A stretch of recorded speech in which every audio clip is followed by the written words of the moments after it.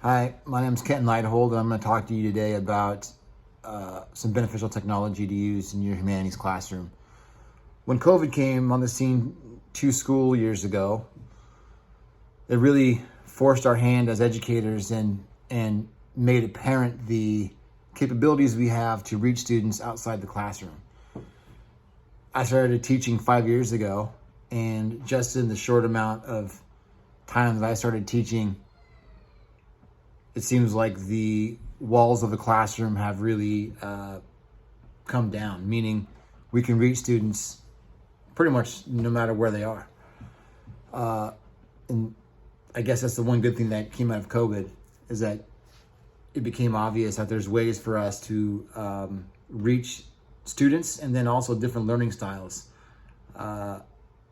pretty easily.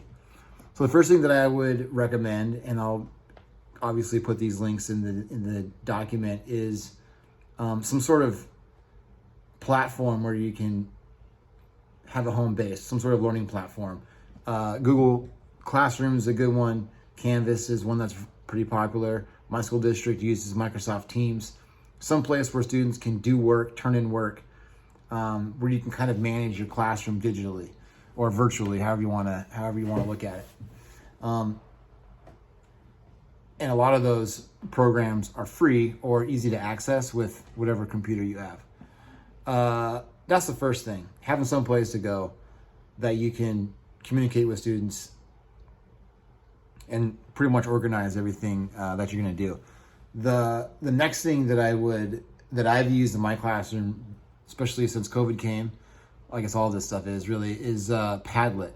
Padlet is a program that is like a digital sticky note. So you can pose questions and make the responses private or public, but it's a website that you can link in your home base, wherever that is. I do it in Teams in my chat, in our chat function, and students click on it, and it's a quick place for them to jot down things like responses to questions. It's good for entry tasks, exit slips.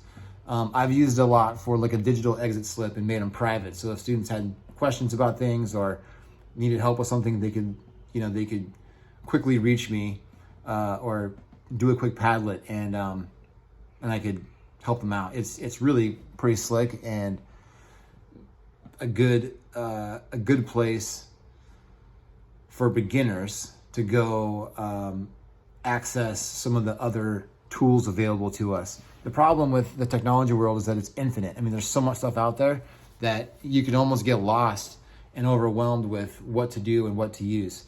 So a home base, first and foremost, Teams, Google Classroom, Canvas, and then Padlet.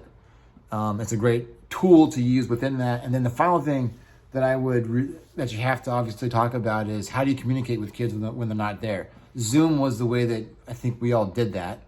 Skype was obviously before Zoom, but it seems to me that Zoom worked better.